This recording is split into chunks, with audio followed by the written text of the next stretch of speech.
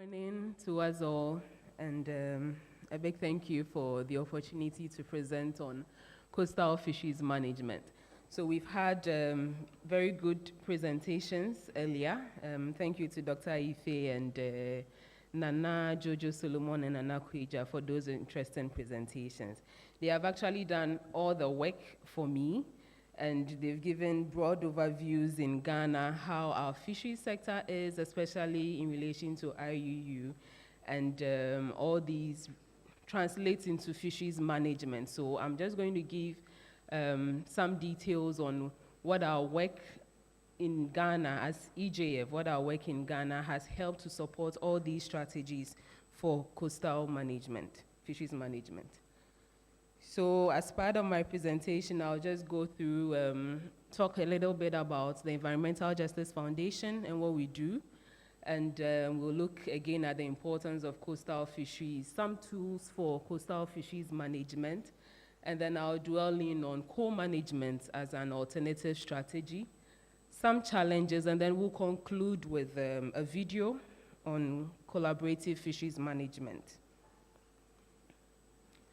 So the Environmental Justice Foundation exists to protect the natural world and defend our basic human rights to a secure environment. So we work internationally to drive systemic change and durable reforms. Mostly we investigate and we expose abuses and we support environmental defenders. Most of our campaigns, or all our campaigns that we do, aim to secure peaceful, equitable, and a sustainable future. We have a global presence. We are headquartered in the UK, but we have presence in over 16 countries in Europe, Asia, and Africa. And the unique thing about the work we do is we combine filming and activism. So most of the time, we have a lot of films and documents, and in any of our presentations, we bring out one of these films which serve to drive home the message of whatever we are talking about. So EJF in Ghana, we've been in Ghana since 2017, and we've been working to secure healthy, sustainable fisheries. We've implemented several key projects, and I use the picture up here, Stop Cycle Now, because that has been one of our major campaigns in Ghana. And I'm happy to say sometime in 2020, through our efforts together with the Canoe Council, the whole cycle trade was halted, but then we've continuously monitored the cycle trade. It's transformed into different forms and all, but then we've continually monitored it. It's one of our greatest campaigns we do in Ghana. But all our other campaigns also focus on securing sustainable fisheries. We do some bit of plastic pollution, and then also protected marine biodiversity. We have a turtle conservation project we run in 2 communities. So to the topic of discussion, coastal fisheries management. We all know the importance of coastal fisheries. I won't belabor the point, but then mainly when you see the 2 pictures, the one up there and the one down there, I'm sure most of us have already tasted the traditional banku and tilapia we have in Ghana. Over here we have banku and fried fish. Yesterday we all ate ampesi from the restaurants. You could see it had fish in it. That should tell you how important we take our fish in Ghana. It is present in every dish. And for the coastal communities, this is more like the main thing that we eat. For employment, support to livelihoods, it supports over 110,000 fishermen. And this is not even counting women, because already women constitute about 60% of the population force when it comes to small-scale fisheries. And then it also provides indirect employment to over 3 million active force along our value chain. There's a very unique group that we have up here. Those are the carriers and the hustlers. So these ones, they are not really fishermen, but then they are in the community and their livelihoods depend on the fish that the fishermen bring back. So they go, they carry the fish, and then it helps them. That is where they also get their livelihood or some income from. So with all these benefits, then it is really needed that we manage the fisheries in a very sustainable way. Over the time, there have been several tools that have been used for coastal fisheries management. One great input control tool that has been used is close season. So I just want to talk briefly on close season as a fisheries management measure in Ghana. So close season started in Ghana, I think way back 2016, 2017, the industrial trawlers had been observing close season. In 2018, the talk about close season for all fleets, and for all fleets meaning we needed to bring on board the small-scale fishers. 2018, the talk started, but then it did not go down well, so it did not happen. 2019, we had our very first close season where the small-scale fishers, that's all the canoe fishermen, had to put down their tools for 1 month. It was quite a hard time, but then they had to do it. And then from 2020, we were spared by COVID. But from 2021 coming, the small-scale fishers have been involved in close season, and it's mainly to help rebuild our declining fish stocks. Now, this typically is a top-down kind of management. So the regulators decide that per the science, we need to close or to control efforts. So we need to close the season for a month, and then the fishers have they can't do anything about it. You will need to comply. But then EJF came in, and then we realized that once the close season was happening, it needed to be monitored. It's a management measure. You need to monitor to know whether it's giving the benefits that you wanted it to give. And so we realized that we had the regulators going around taking data, and we decided to include fishermen in this monitoring of the close season. So over here, in all the pictures that you see, these are fishers that have been trained on the job, and so they go together with the Fisheries Commission enumerators. They take fish samples, they take the length, and then they take the gonads. They look at the gonads, see the maturation, the stages, and all that. And it was interesting for fishers to be involved in this activity. At the end of the day, we've been able to train about 148 fishers that we've supported to participate in the monitoring of the close season. So they are there not as observers, but then they actually participate in the process. And through that, most of them have gotten an increased understanding of why the season should be closed in the first place, and the fact that their stocks are dwindling. They now have that understanding. They now acknowledge that they need to do something about the dwindling stocks. And then there is also an increased ownership of the process. Now, this is just an informal, collaborative way, but then it also leads to the co-management policy of Ghana. Nana Solomon mentioned the co-management policy. This was developed in 2020 to provide a kind of roadmap for Ghana's fisheries management that transitions from the top-down consultative way, and then it gives some delegation of authority to resource users. And the policy mandates the formation of co-management committees, including committees for specific areas and stocks. So there have been the formation of regional small pelagic co-management committee as part of efforts to address the decline of the people's fish. Now, in Ghana, when we say the people's fish, we refer to 4 specific species: the round sardinella, the flat sardinella, the chub mackerel, and then the anchovies. These are small pelagic species which are the mainstay of Ghana's fisheries. So what did EJF do? Together with some NGOs and the Fisheries Commission, the small pelagic co-management committees were put together, and so EJF came in to support these committees. The regional SPCs, there are 4 of them, and they are made up of 15 members. So we came in to facilitate the development of their action plans. So in the pictures here, these are 3 out of the 4 co-management committees where we let them sit around the table. They develop their own plans in consultation with the fisheries management plan, of course, and then they decide what they want to do within the year, how they want to engage their fishers to make sure they are following these management plans. And then we don't leave it there, we also support them in the implementation of the plans. So one key thing that they have done over the years is sensitization on the close season. Like I mentioned, the close season being a top-down approach, it was quite difficult for the fishers to get to that understanding that for 1 month they need to put down their tools. And so the small pelagic co-management committees went round to do a lot of sensitization.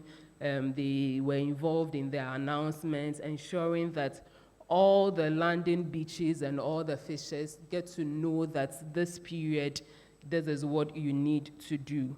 They've also been involved in monitoring the socioeconomic impact of the close season. They've been involved in the review of the Fisheries Access 2.5. We now have a new fisheries law.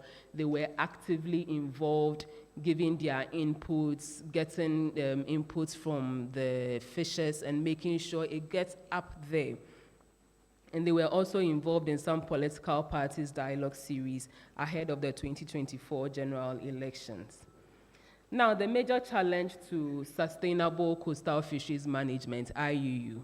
We've talked a lot about it, and then in the small-scale sector, yes, it persists with the light fishing, the trade in the illegally transshipped fish. There's also the use of carbides and dynamites and all that. And at the end of the day, no matter which management measure you put in place for the fisheries, if there is IUU persisting, then there is nothing that can be achieved. And so I put this diagram here to show how the use of unsustainable fishing practices is just a vicious cycle. So yes, overfishing, our catches decrease, then you need to increase more effort, the cost will rise, and then fishers start to racing to get to the bottom. So it's just an unending cycle of illegal activities, and then it declines, and then it just hampers the management measures that you put in place. So EJF came in yesterday. The Fisheries Commissioner talked a lot about the landing beach enforcement committees. Together with the FC, we collaborated with them to facilitate the formation of 45 LABEX in the central region. Now, we started this in the central region because as at then, that is where we had the most presence. And each committee has 15 members chaired by the chief fisherman of the community. And they were responsible, the LABEX are responsible for monitoring their landing beaches and reporting any infractions to the FC. We did not leave it at the formation. We also continually support them. We collaborate with the FC to provide training and capacity support for these LABEX to be able to do the work that they are supposed to do on the landing beaches.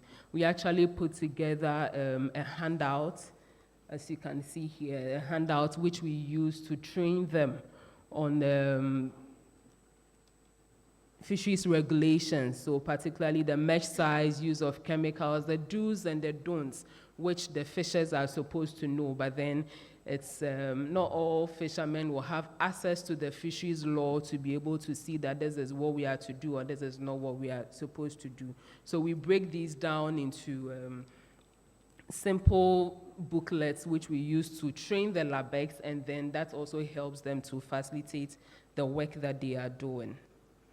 And one big success that we've seen over time, this happened just last month, where we had a regional Durbar in commemoration of the World Day Against IUU. So all the chief fishermen in the 45 landing beaches in Central Region were there. And then at the end of the day, they gave a very firm commitment to observe the Tuesday fishing holiday. Dr. Ife talked a lot about the traditional practices, and this is one of them. But over time, a lot of factors is causing that management measure to just move off. A lot of the communities are no longer observing the Tuesday fishing holiday. Tuesday is more specific for the central region. So these chief fishermen, who are the heads of the Labegs, decided that they will observe the fishing holiday in all their landing beaches and also prevent the use of lights, chemicals, and explosives for fishing in the region. Now, we also introduced a bit of technology to help combat IUU. We introduced the DASE app. So this app is a mobile application that we put on the fishermen phones. And DASE is actually a fancy word, which means evidence. So we realized that a lot of the fishers had complaints when they have interactions with the industrial trawlers. The trawlers come in, they go through their canoes, their nets, they destroy them, and then they are not able to get any evidence to go for compensation. So we introduced the DASE app, which helps them to gather, document and report incidences at sea. So once they report some of these illegalities, they also have the evidence to be able to go to the negotiating table to get compensation for their canoes and nets that have been destroyed. And also it's supposed to provide a means of reporting on IUU infringements, particularly industrial vessels fishing in the IEZ and other illegalities such as cycle. So the app is actually easy to install, user-friendly. We also did a lot of training, and we had some film screenings and all, just to get the fishers to understand the use of the app and also use it very well to submit any infractions that they observe at sea. We've been able to install this app for about 200 fishers across the 4 coastal regions. More fishers have been trained. It's actually gathered more interest. The small-scale fishers, some of them have been nominated as regional ambassadors that are promoting the use of the app among their fishers. We've also had some major compensations received by the fishers. Some of them were able to get some monies as compensation when the trawlers went through their nets, just by providing pictures from the app. Now, so in conclusion, just to talk about how collaborative management has proven to be a sure way of ensuring successful coastal fisheries management. And this is not just for Ghana, but also in the region. So this video will just show us what other EJF organizations in other regions, especially Liberia, are also doing.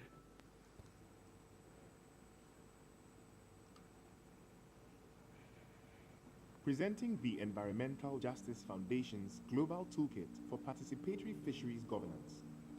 A game-changing approach putting coastal communities at the heart of the fight for sustainable and equitable fisheries. As coastal dwellers, our well-being depends on healthy fish populations and secure ocean ecosystems. We have a deep understanding of these environments and the greatest stake in ensuring their future viability.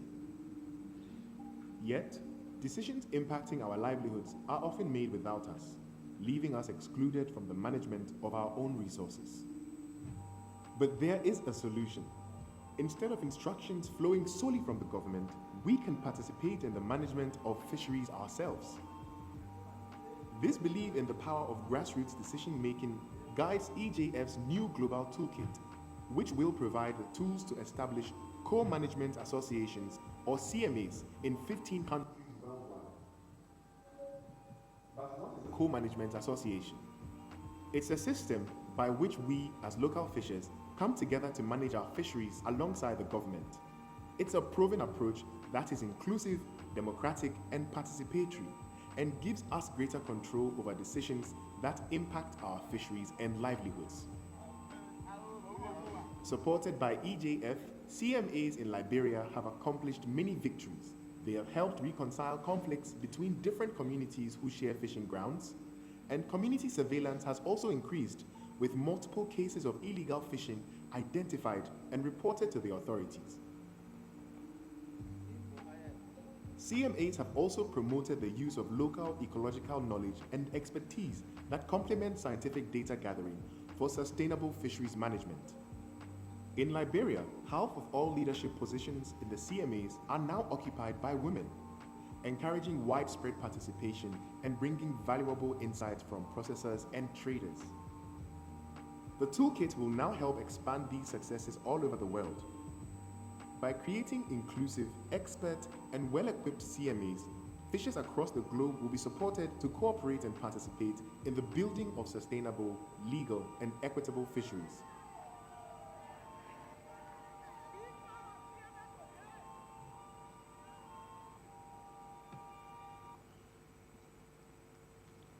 Yes, so we realize that when fishers are armed with the right amount of support, they can protect their own turf, make the right decisions together with the regulators for increased sustainability. Thank you very much.